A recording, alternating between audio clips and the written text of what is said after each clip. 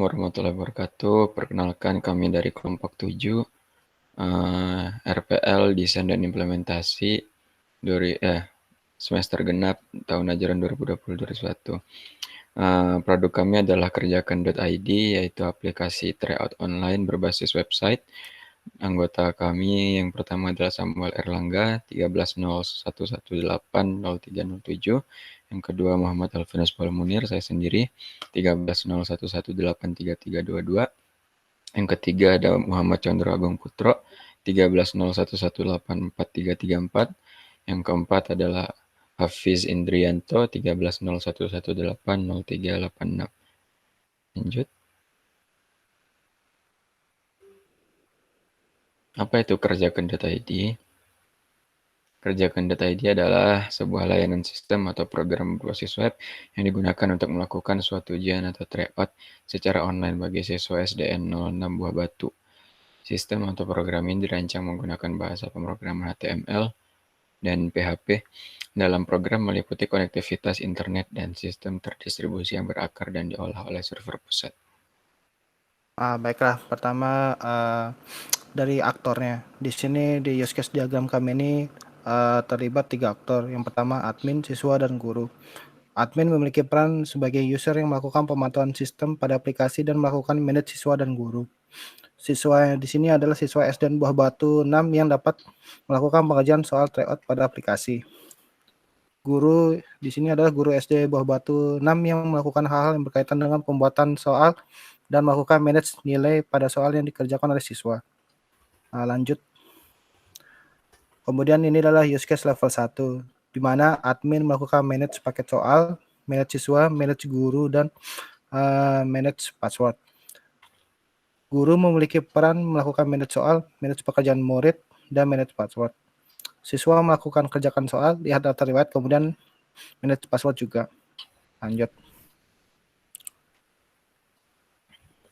Dari use case level 1 tadi kita breakdown ke use case level 2. Yang pertama guru.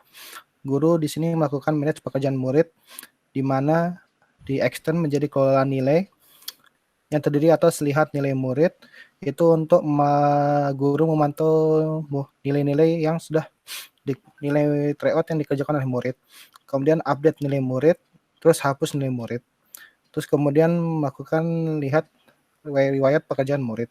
Setelah itu melakukan manage password. Manage password terdiri atas lupa password dan ganti password. Lupa password di sini adalah guru bisa mengganti password jika mungkin lupa, dan mungkin untuk ganti password di sini bisa mengganti password untuk mungkin biar bisa di login berikutnya tidak lupa lagi. Lanjut. Kemudian di sini use case level 2 yaitu guru. Di sini melakukan manage soal. Manage soal terdiri atas tambah, update, dan hapus. Tambah di sini adalah tambah kunci jawaban, tambah paket soal, tambah Soal. tambah soal, terus kemudian tambah jawaban. Mata pelajaran. Tambah mata pelajaran. Kemudian di sini melakukan update yang terdiri atas update kunci jawaban, update paket, update soal, dan update mata pelajaran. Terus kemudian hapus yang terdiri atas hapus kunci jawaban, hapus paket, hapus mata pelajaran, dan hapus soal. Lanjut. Kemudian use case level 2 untuk siswa. Di sini yang pertama yaitu siswa melakukan kerjakan soal. Kerjakan soal di sini maksudnya adalah mengerjakan soal-soal tryout yang sudah disiapkan oleh guru barusan. Kemudian lihat daftar riwayat.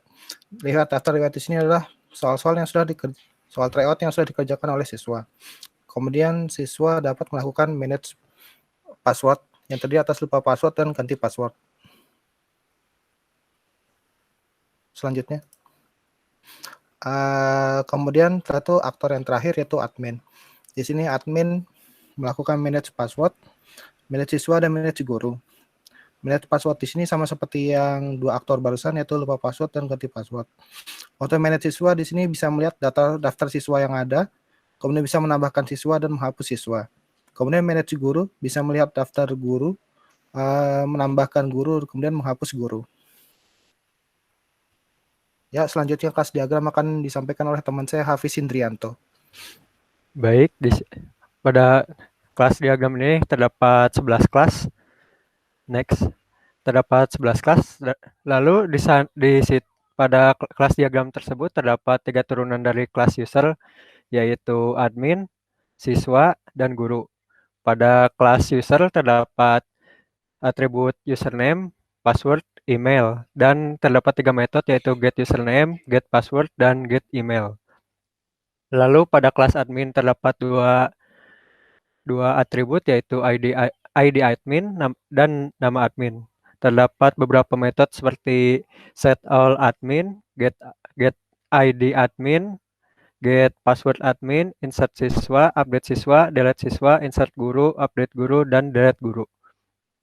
Lalu pada kelas guru terdapat atribut nama guru dan NIP. Lalu pada metode terdapat set al guru, get ID guru, dan get password guru. Pada kelas siswa terdapat atribut ID siswa, nama siswa, tempat tanggal lahir, jenis kelamin, dan umur. Lalu dengan metode set al siswa, get ID siswa, get nama siswa, kerjakan soal, ubah password, dan lihat nilai. Lalu ada kelas login yaitu terdapat atribut username dan password dengan metode validasi login. Lalu ada kelas kelola kunci jawaban, terdapat 2 atribut yaitu ID kelola soal dan log kelola soal.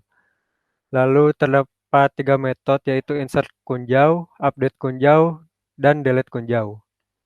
Pada kelas kunci jawaban terdapat 3 atribut yaitu ID kunci jawaban, ID soal, dan jawaban benar.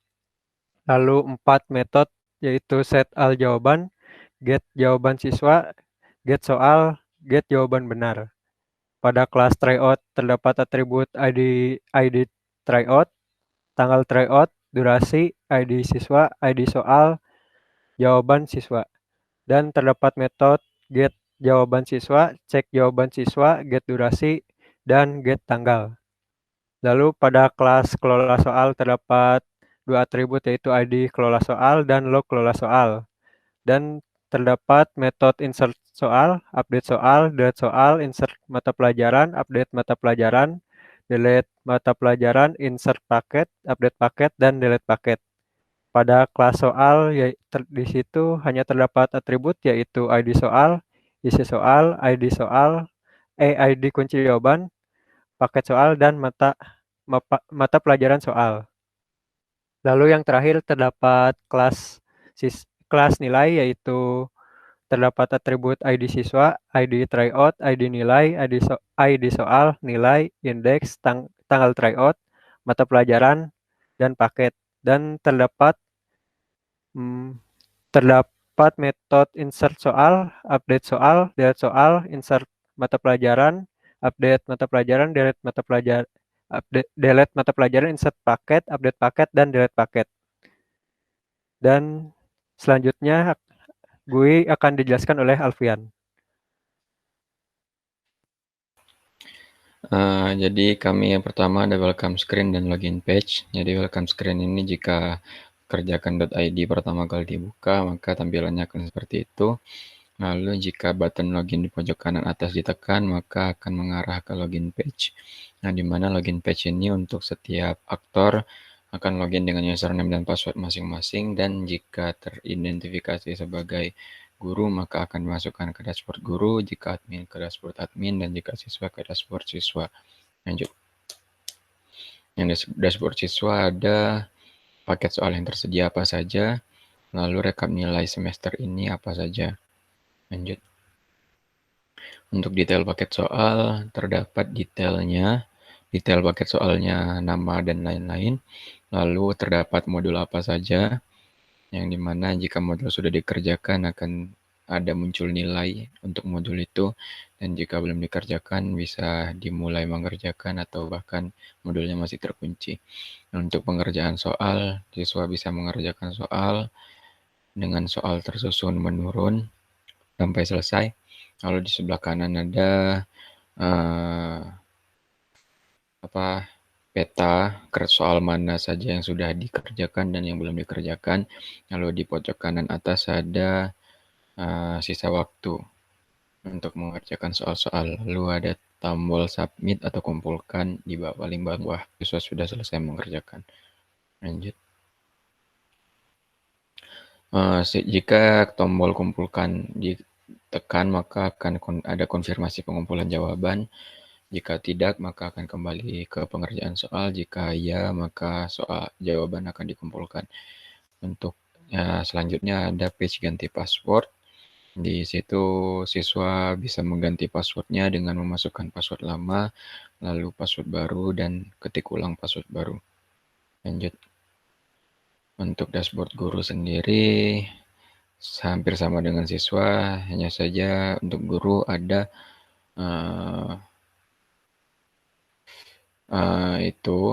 paket soal yang diajarkan atau yang diampu, lalu rekap nilai siswa semester ini dalam bentuk tabel untuk setiap kategori mata pelajaran dalam bentuk rata-rata. Lanjut, untuk detail paket soal ada detail paket soal apa saja dari nama, kode, dan lain-lain. Lalu ada modul yang ada apa saja. Guru bisa mengedit, bisa melihat nilai dari masing-masing modul, bisa membuka dan mengunci modul, lalu bisa membuat modul baru. Lalu di page buat modul baru, di situ ada card untuk judul modul dan waktu durasi pengerjaan. Lalu ada card untuk setiap soal yang ingin ditambahkan. Ada juga button tambah soal baru. Lalu sebelah kanan ada button simpan untuk menyimpan, ada button simpan dan publikasikan untuk menyimpan sekaligus mempublikasikan ke siswa. Lalu ada button buang untuk membuang modul yang sudah dibuat jika batal untuk disimpan. Lalu ada page edit modul, itu sama dengan buat modul, hanya saja yang sudah terisi diedit kembali. Lalu ada page lihat nilai modul, di situ setiap guru dapat melihat nilai dari masing-masing modul yang ada. Nilainya berdasarkan siswa, lalu di situ guru bisa mengedit dan menghapus nilai tersebut jika diperlukan. Lanjut, untuk admin, dashboard admin ada card untuk daftar paket soal yang bisa ditambah oleh admin. Lalu ada daftar guru berupa tabel yang bisa diedit dan dihapus, dan ada button tambah guru baru di situ.